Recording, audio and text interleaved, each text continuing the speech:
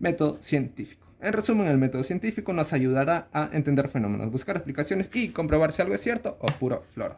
Todo método va a constar de pasos y el método científico no es la excepción. Entonces, ¿cuáles son esos pasos? Pues la observación, hipótesis, experimento y conclusión. Hay otras que le agregan más como planteamiento de problema, ordenamiento, análisis y otras vainas más. Pero no los voy a poner como paso porque se te va a hacer algo complicado recordarlo todos, pero los más usados son estos. Así que iniciamos. Con el que vas a empezar o iniciar va a ser con la observación y tal como dice su nombre es observar, percibir algún fenómeno que llame tu atención o curiosidad. Esta observación debe ser objetiva. ¿Qué quiero decir con eso? Pues que todas tus emociones, tus prejuicios, tus creencias, en general toda tu subjetividad, déjalo a un lado, bótalo. No sirve aquí. Te voy a hacer un ejemplo de por qué. Imaginemos que eres medio Gatorade y le tienes miedo a los Rottweiler. Te estás saliendo de tu casa y a media cuadra ves a uno. Dime, ¿cuál sería tu decisión ahí? ¿Seguir el mismo camino? No, ¿verdad? Lo más lógico sería tomar un desvío, regresar a tu casa o quedarte parado un rato pensándolo. Sea cual sea la decisión que tomes, eso va a generar una emoción de miedo en ti. ¿Por qué? Porque el perro te va a parecer agresivo. Ya sea porque anteriormente un perro de la misma raza te haya mordido, un prejuicio. O simplemente por el aspecto que tiene, una creencia. O sea, para ti el perro te va a morder en cualquier momento, va a saltar, te va a atacar. Y eso ya es tener unidad viciada, unidad confusa, unidad nublada por tu subjetividad. Así que recuerda, la observación debe ser objetiva. Cuando hagas la observación también vas a hacer registro. Ah, pero dice observación porque son registro. Es que estás haciendo una investigación, pues hijito. Y además cuando tu mamá te envía a comprar un kilo de arroz, le traes un kilo de azúcar. Así que mejor anota. Este registro la puedes hacer en escrito, lo puedes grabar en audio, grabar en video. No tienes ninguno de esos tres, papel higiénico, no tienes papel, tatúatelo, no sé. La cosa es que haya un registro y este registro debe ser exacto. Si estás haciendo la observación del desplazamiento de una serpiente, no vas a decir que la serpiente se desplaza medio raro, como si estuviera bailando o no sé qué.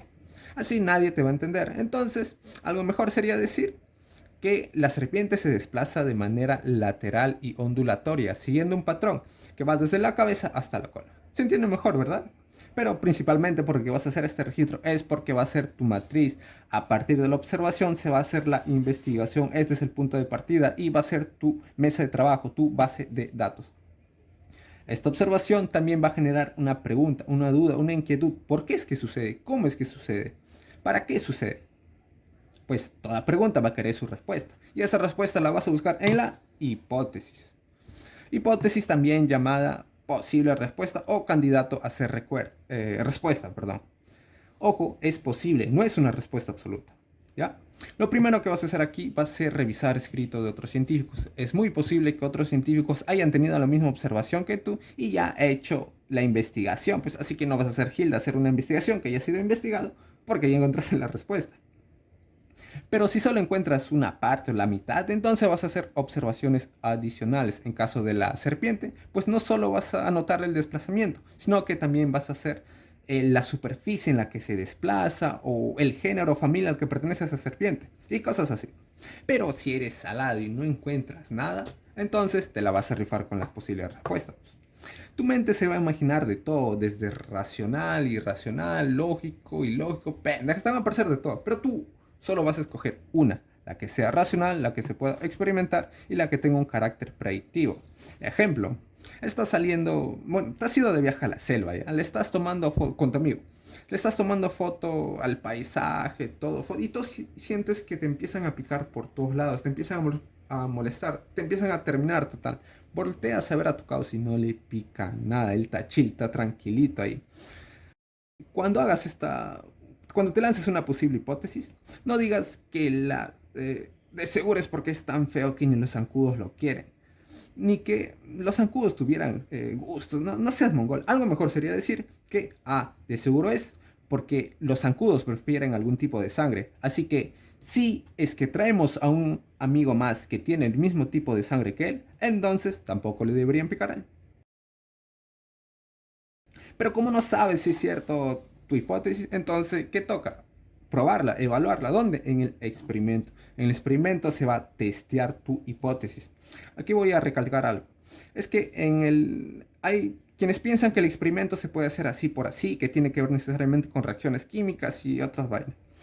Un experimento es principalmente, por no decir únicamente, porque también sirve para la conclusión, principalmente para poder comprobar o probar una hipótesis. Sin hipótesis no existe experimento.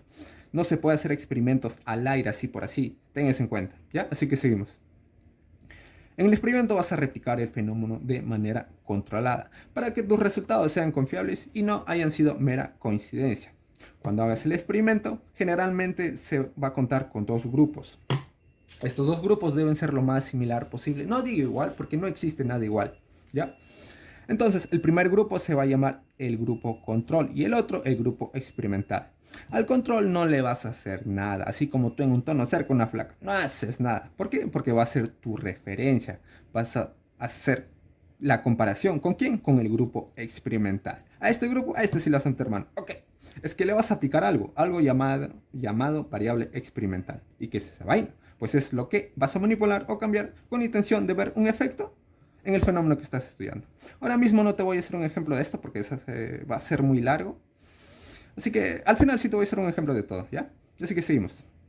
Ah, perdonen la ortografía aquí es con S, con Z. Estoy estudiando biología, no lenguaje, así que no me critiques. Entonces seguimos. Cuando haces el experimento, mientras haces el experimento también vas a hacer observaciones y registros. Oh, pero espérate. Esta observación ya la he visto antes, ¿no es la misma? No, no es la misma. ¿Y este registro? Tampoco es la misma. Son muy parecidas, pero no son las mismas. Ahora mismo te voy a hablar de cada uno de ellos. En la observación es que mientras haces el experimento, tú puedes hacer observaciones de fenómenos que no hayas tenido en cuenta o fenómenos nuevos que hayan aparecido mientras lo haces. Y a partir de esto, hacer otra investigación. Te voy a contar una anécdota. ¿Por qué se azulea? Ah, ya, seguimos entonces. Anteriormente, para cultivar bacterias, este cultivo de bacterias debía ser puras. ¿Qué quiero decir con eso? Que no debían estar contaminadas por algún tipo de bacteria o algún tipo de hongo, mojo. Al más mínimo indicio de esto, se debía botar. No servía ese cultivo. ¿Por qué? Porque era acusado de usar mala técnica. Ya, esto que te cuento de aquí le sucedió a un pata.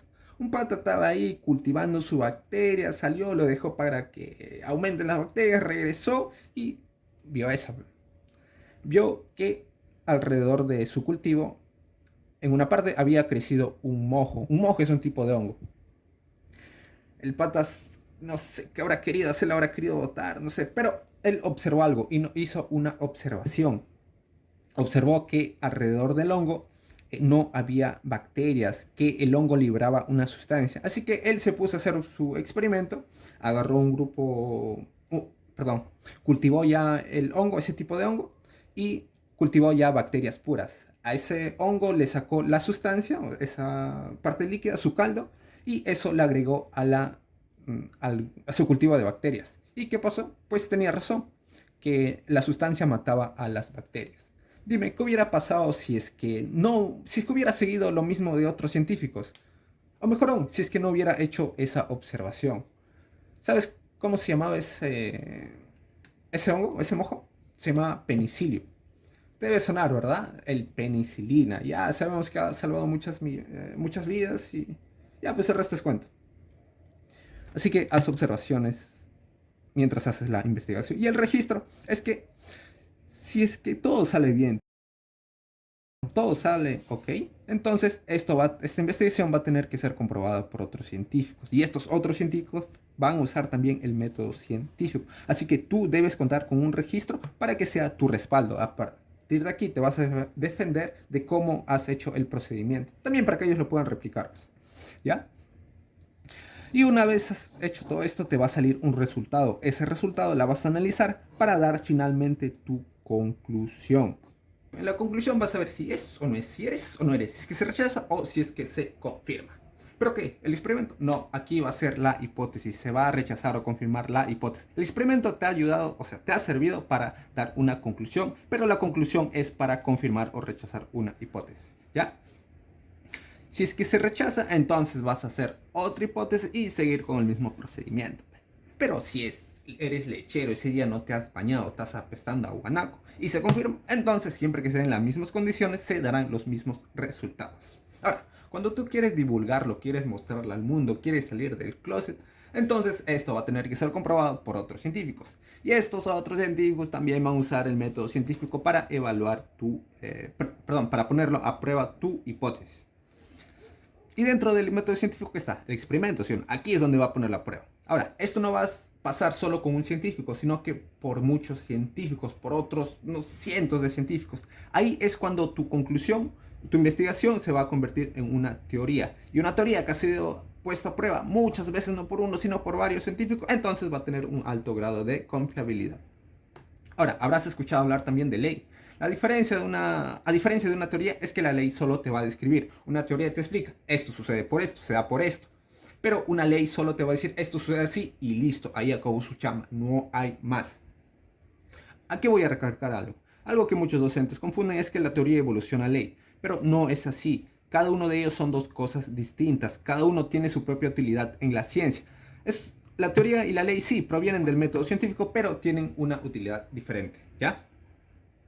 Bien, una ley te va a describir, y si es que la ley te va a describir es que, como la gravedad, si suelto algo, si es que siempre suelto algo, va a caer. Suelto un lapicero, va a caer. Si suelto un borrador, va a caer. Suelto un papel, va a caer. O sea, siempre va a suceder, siempre va a caer. Entonces va a ser un hecho casi indiscutible. Digo casi porque esa descripción puede mejorarse con el tiempo. O sea, no se puede refutar, no se puede decir, no, esto no va, sino que va a mejorar. En cambio, una teoría sí, se puede refutar. Es por eso habrás escuchado de teorías que refutan a la otra o teorías que mejoren a la otra. A diferencia de la ley que no se puede refutar, solo se puede mejorar. ¿Ya? Te voy a hacer un ejemplo de cada uno. Habrás escuchado hablar de la teoría gravitacional de Newton. ¿Qué te dice la teoría gravitacional de Newton? Que todos los objetos con masa tienden a atraerse entre sí. Listo, ahí con su chama, no hay más, ¿ya? En cambio, una teoría te va a decir que todos los objetos con masa tienden a atraerse entre sí. ¿Por qué? Porque existe una deformación en el tiempo y el espacio. Voy a hacer un ejemplo. Aquí tengo un cargador con esto. Ese es mi tiempo y el espacio, ¿ya? Suelto un objeto con masa. Dime, ¿ha deformado el tiempo y el espacio? ¿Sí? ¿Ha como que generado un precipicio, algo así? Y si suelto esto, otro objeto de menos denso, entonces ¿qué va a pasar? Pues el objeto va a caer, va a tender a atraerse al otro cuerpo que es más pesado. La misma lógica sucede en la realidad. Tú sueltas un objeto y cae a la tierra, al piso. ¿Ya? Listo, entonces vamos con el ejemplo de todo. Antes de empezar con el ejemplo, te voy a contar algo para que entiendas más o menos de dónde estoy haciendo el ejemplo, ¿ya? Hace 350 años aproximadamente se creía que la vida surgía de la nada espontáneamente por arte de magia. A eso se le llamó generación espontánea. Un pata llamado Francisco Redi sospechaba que no era así. Él dijo, aguanta, ¿cómo la vida va a surgir de la nada? Ni que fuera, magia, están hablando huevadas. Entonces, para eso hizo una investigación hecha a partir de gusanos que aparecían en la carne expuesta al aire libre. Y para hacer esta investigación, pues usó el método científico. Entonces, ahora sí, vamos con el ejemplo. La observación de Reddy fue que las moscas se agrupan en la carne expuesta al aire libre y que después de unos días aparecen los gusanos. Aquí es donde se hizo la pregunta. ¿De dónde salen los gusanos de la carne? Y para esta pregunta se lanzó una hipótesis. Él relacionó las moscas con gusanos. Fue razonable, sí, porque primero aparecían las moscas y posteriormente los gusanos. Posteriormente se hizo la predicción. Si las moscas producen los gusanos, entonces apartar las moscas de la carne evitará que aparezcan los gusanos. Y para probar esto, pues hizo un experimento donde replicó el fenómeno. Lo primero que hizo él fue buscarse dos frascos idénticos y también dos trozos de carnes idénticos. A cada frasco le puso el trozo de carne, a cada una de ellas, pero algo cambió uno del otro, algo difirió. Fue que a uno de ellas le puso una gasa que impedía el ingreso de las moscas, pero sí la salida del olor de la carne. La dejó en un lado y aquí yo te pregunto, ¿cuál fue la variable experimental? Yo te había dicho que es lo que va a controlar con la intención de ver un efecto, ¿verdad? ¿Qué efecto quiso ver? Que no ingresaran las moscas a la carne. Entonces, para ser más exacto, fue el impedimento del ingreso de las moscas usando la gasa. Y como consecuencia de aplicarle esta variable experimental a este frasco, pues su frasco se convertiría en su grupo experimental y el otro su grupo control, al que solo hubo una replicación del fenómeno. Después la deja expuesto varios días. aquí me olvidaba mencionarte algo del variable control. Me vas a disculpar. Ya mira, pero te voy a hablar algo simple, es fácil. La variable control tiene que ver con mantener todo constante, todo igual, llamémoslo. El tiempo, la temperatura, el lugar. Es que ponte que el tiempo cambie. Puede que a uno de los frascos no le haya dado un tiempo suficiente para que las moscas se agrupen. O si es que la temperatura cambia, pues puede que las moscas, la mayoría de moscas haya muerto. O si es que el lugar, pues el lugar al que pongo la otra, pues puede, si es que pongo el grupo experimentar en un lugar diferente, donde puede que los depredadores hayan devorado a las moscas y por eso es que no hayan llegado las moscas a la carne y no necesariamente por la gas. Es por eso que se debe mantener controlada todo lo demás, todas las demás variables. Posteriormente le da un resultado, el resultado que lanza mm, el grupo control es que las moscas abundan y que aparecen los gusanos. Y del otro grupo experimental vendría a ser que las moscas no llegan a la carne, por lo que no aparecen los gusanos. Analizó su resultado y dio su conclusión, que el experimento valida la hipótesis de que las moscas son el origen de los gusanos y que no ocurre generación espontánea. O sea, efectivamente, para Reddy estos patas están hablando huevadas, estaban en droga. Hoy, después de 350 años, hasta ahorita se usa esto como un claro ejemplo de cómo usar el método científico. ¿Sabes por qué? Porque Reddy se había esmerado en hacer observaciones y registros de su investigación. Es por eso que te he sido tan espeso de hacer observaciones y registros exactos. Esto sí todo por hoy y espero que te haya gustado.